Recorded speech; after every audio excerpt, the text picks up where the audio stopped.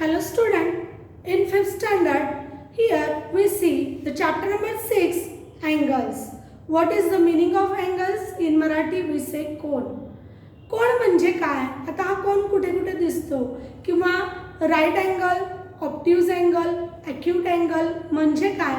In 4th standard we studied about this. What is the meaning of right angle? What is the meaning of acute angle? And what is the meaning of obtuse angle? Today we take a revision of that angle, that is how can we draw right angle, obtuse angle and acute angle, and what is the meaning of angle.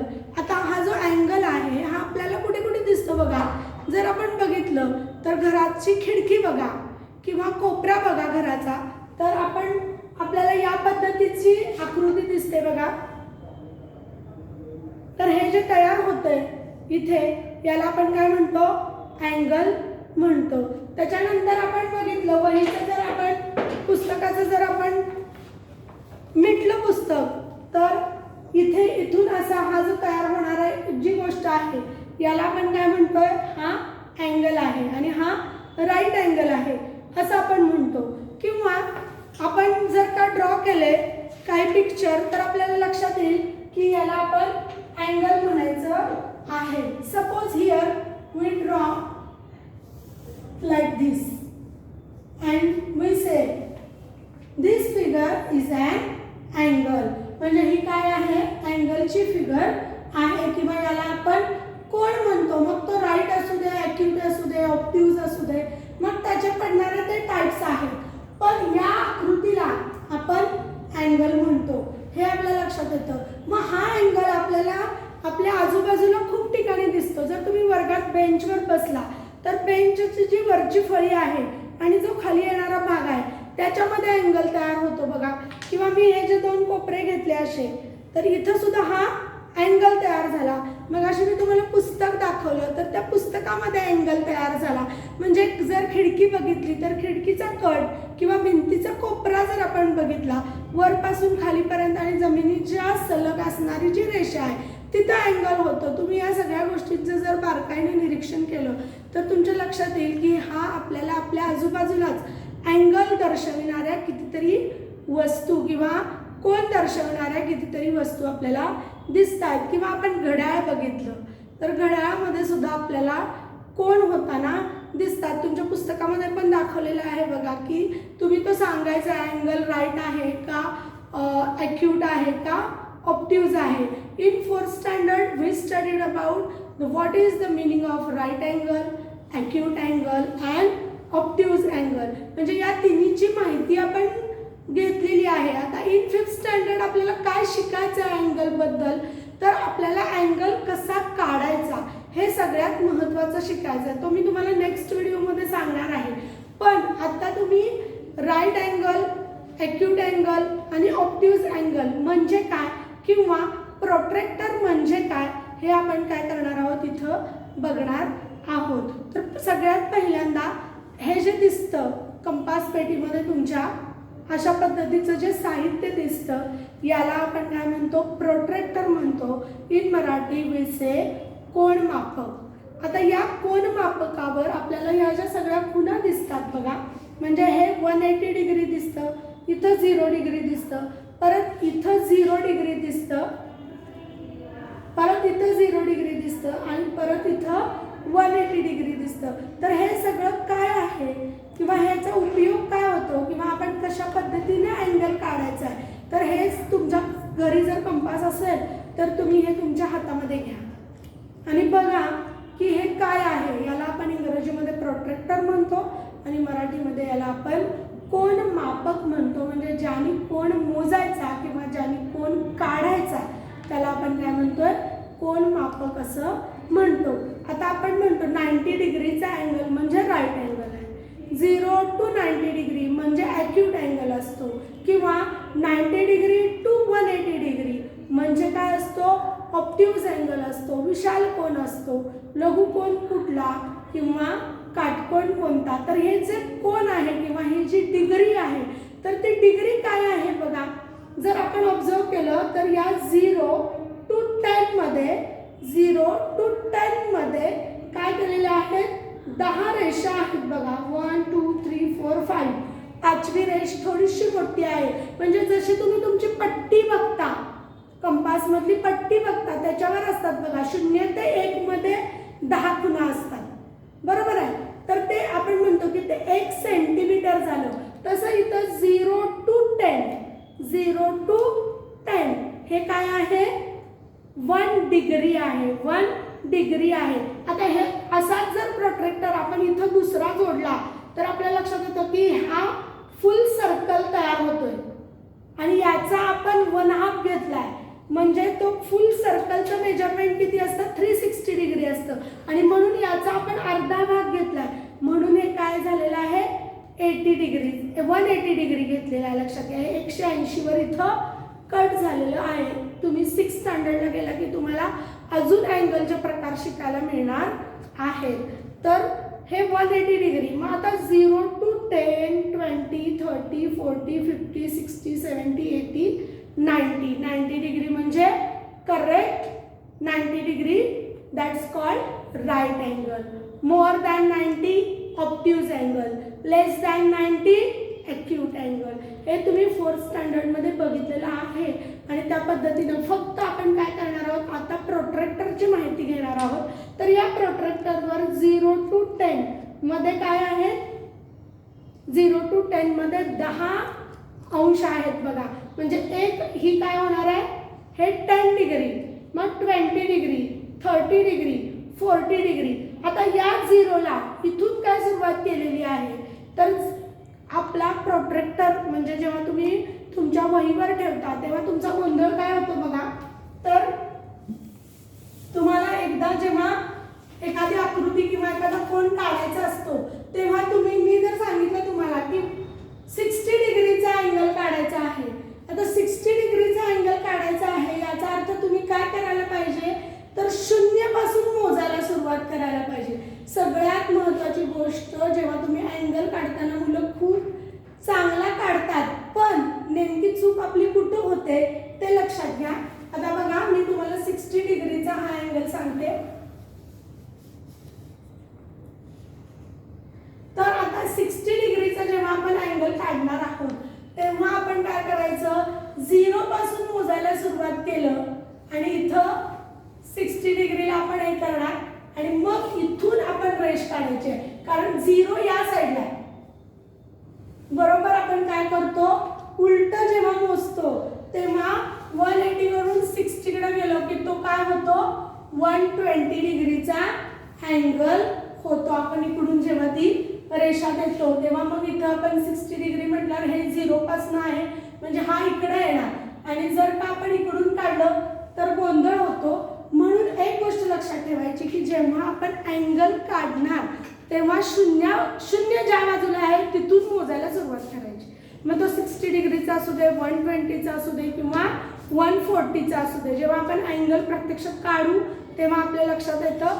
पण या प्रोट्रॅक्टरला दोन्ही साईडला ह्या ज्या खुणा आहेत या कशासाठी आहेत, तर आपल्याला दोन्ही बाजूनी अँगल काढता यावा. म्हणजेच आपण या साईडनी सुद्धा काढू शकतो बघा, इथं अशा पद्धतीचा पण अँगल आपण काढू शकतो आणि आपण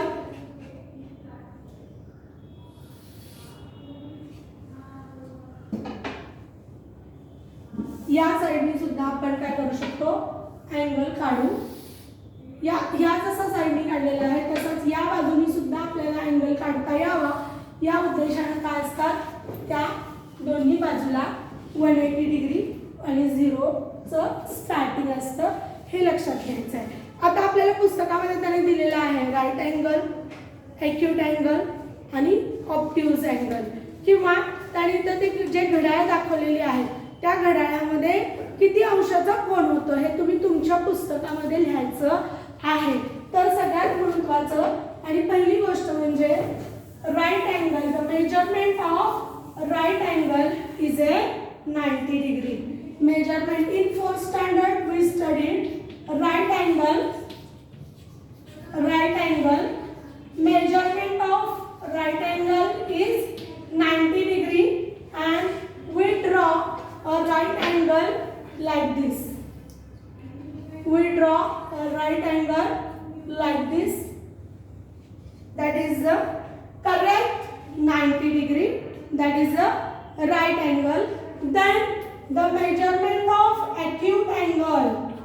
Acute angle that is equal to 0 to 90 degree. म्हणजे 0 पासून सुरुवात करून 90 अंशापर्यंत म्हणजे 89 डिग्रीचा जर अँगल असेल तर तो काय असणार आहे? एक्यूट अँगल असणार आहे. इन मराठी वी से लघुकोन. In Marathi we say लघुकोन.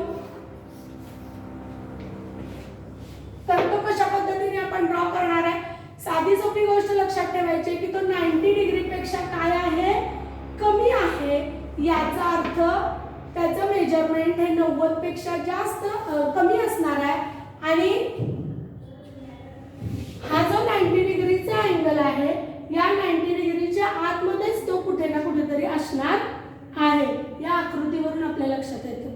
Then the third one is a obtuse angle. Then the third one is a obtuse angle.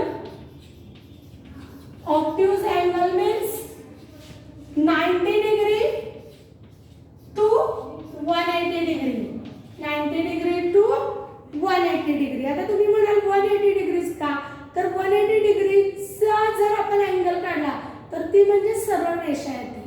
त्याच्यानंतर जर आपण पुढे गेलो तर तो रिफ्लेक्स अँगल येतो आणि मग त्याच्यानंतर तो कंप्लीट अँगल येतो. In 6th standard we studied about that angles, but in 5th standard we studied only 3 types of angles. That is the right angle, acute angle and obtuse angle. Then we draw here a obtuse angle.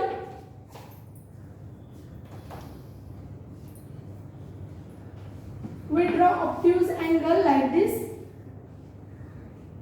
This is the obtuse angle. म्हणजे 90 degree पासून ह्या 90 डिग्रीच्या पुढे आहे हा आणि acute angle म्हणजे या 90 डिग्रीच्या आत आहे. अशा पद्धतीने जर तुम्ही लक्षात ठेवलं तरी सुद्धा तुम्हाला हे काय होतात? हे टाइप्स ऑफ अँगल्स लक्षात राहतात. याला आपण मराठीमध्ये म्हणतो विशाल कोन. हे इयत्ता 4थी मध्ये तुम्हाला झालेलं आहे. What is the meaning of right angle? In Marathi we say काटकोन. Then the acute angle and then the obtuse angle. तर याच्यावर आपल्याला पुस्तकामध्ये तुम्हाला एक 6 घड्याळ दिलेली आहेत बघा. मी फक्त इंट्रोडक्शन करते की ते कुठला अँगल आहे. तुम्ही तुमच्याच पुस्तकामध्ये तिथे लिहायचं आहे अँगलचं नाव. The first one is obtuse angle. The first one is obtuse angle. बघा तो 90 डिग्री पेक्षा मोठा दिसतोय. Then the second one is acute angle. Second one is acute angle. Then the third one is right angle. Third one is right angle. Then the fourth one is also बघा पुस्तक असं करू. That is the obtuse angle. That is a obtuse angle. And fifth one is also obtuse angle. And the sixth one is a acute angle. Sixth one is also acute angle. आणि घरामध्ये तुम्ही घड्याळाचे काटे जरी फिरवून बघितले तरी सुद्धा तुमच्या लक्षात येईल की हा अँगल कुठल्या पद्धतीचा आहे. लक्षात घ्या. सो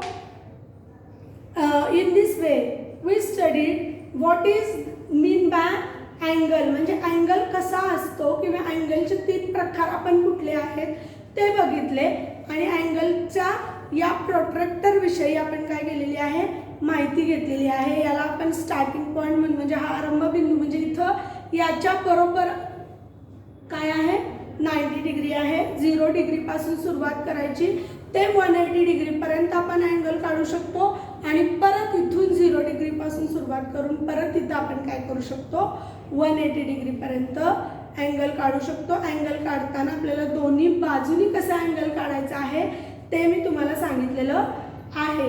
आता बघा याच्यानंतर पुढे जे आहे ते काय आहे तर name of the angle, vertex of the angle and arms of an angle. आता हे कशा पद्धतीने बघायचे अँगल्स झाले. तर या अँगल्सला आपण नावं दिली. Suppose this one is A B C X Y Z and then P Q R. Then vertex. Vertex means शिरोबिंदू. Vertex means शिरोबिंदू. हा तुमच्यासाठी असलेला नवीन शब्द आहे.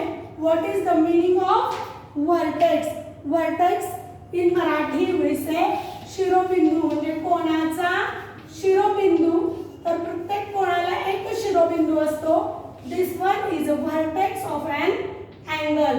B is a vertex of A B C. Then Y is a vertex of X Y Z. Then Q is a vertex of P Q R.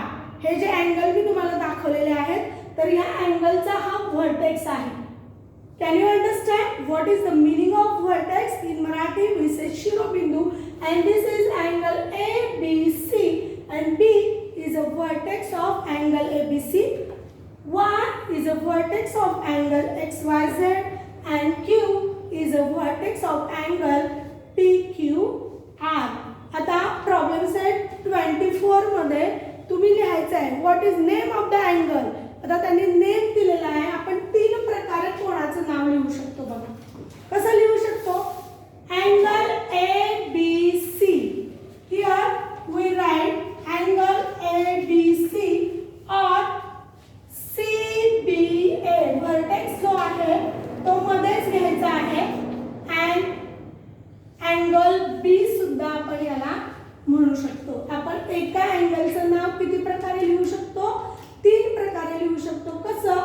Angle ABC और angle CBA और only angle B.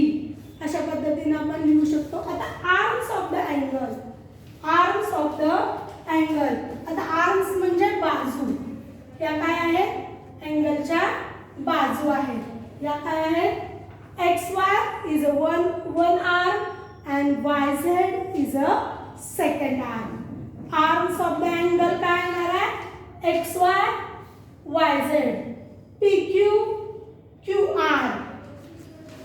AB BC. ह्या काय होणार आहेत? Arms of an angle आणि name of the angle vertex तुम्हाला मी सांगितलेला आहे. आर्म्स ऑफ द अँगल कसे लिहिणार आहोत आपण? Arms of an angle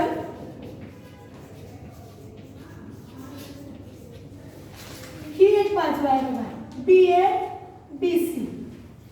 arm BA angle BC म्हणजे हा त्याचा व्हर्टेक्स आहे. व्हर्टेक्स पासून ही बाजू आणि नंतर ही बाजू. Then YX YZ. Then QP QR. या काय आहेत?